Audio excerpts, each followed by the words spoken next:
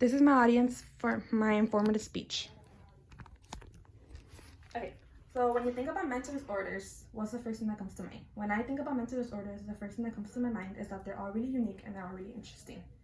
Today, I would like to talk about all types of mental disorders, but I'm going to focus on one main topic, which is children with autism. Did you know that 1 in 54 children are diagnosed with autism today in the United States? I didn't know that. But it's also very interesting to find out because not a lot of parents are really informed about how autism works and what resources they can find to get help. If you catch it on an early age, it's better because you can find help, but it all does start at home and helping your child and really communicating with them. Some symptoms that autism have are difficulty with communications, repetitive behaviors, and obsessive interests.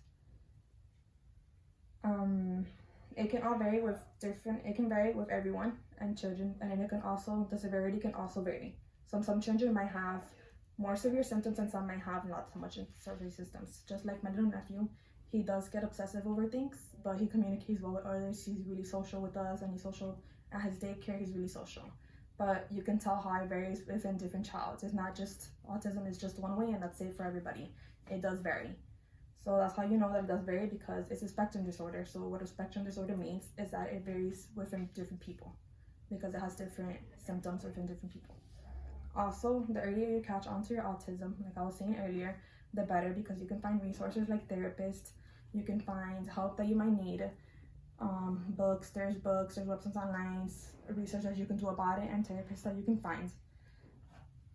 There are plenty of therapists that can help, but being involved as a parent is also the main key, because even if you take them to therapies and you get all the help you might need and you're not doing the work at home, then the outcome is not going to be the same. There's not going to be a positive outcome, because it all does start at your household and being the best parent you can be.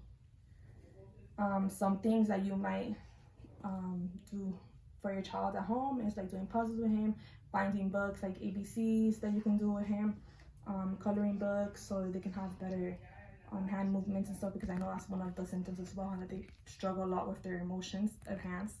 So that's something that you can do at home instead of having them watch TV all day, because that's just frying their brains and it's not really helping them.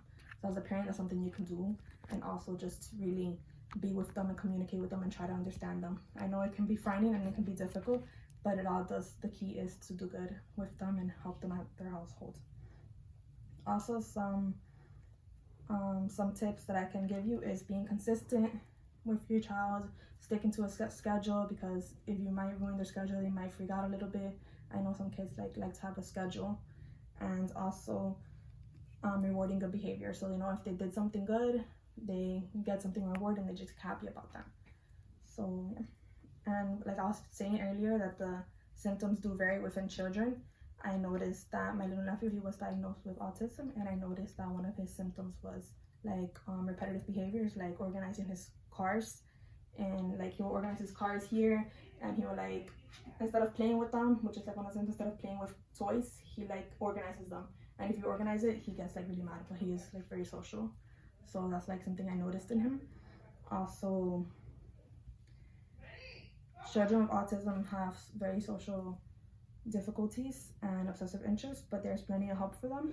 And like I stated earlier, there's a lot of help for them. There's a website called inautism.com, and they have therapists that come to your house and they can find the perfect team for you. Also, it all starts with being at home.